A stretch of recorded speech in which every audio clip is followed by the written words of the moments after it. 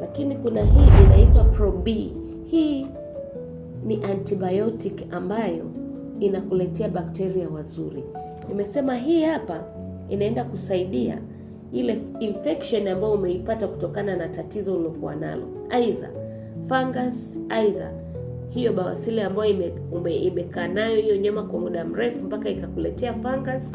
Lakini hii inaenda kuharibu au inaenda kuua wale bakteria wabaya na kuja bakteria wazuri ambao wataenda kupambana na wale bakteria wabaya.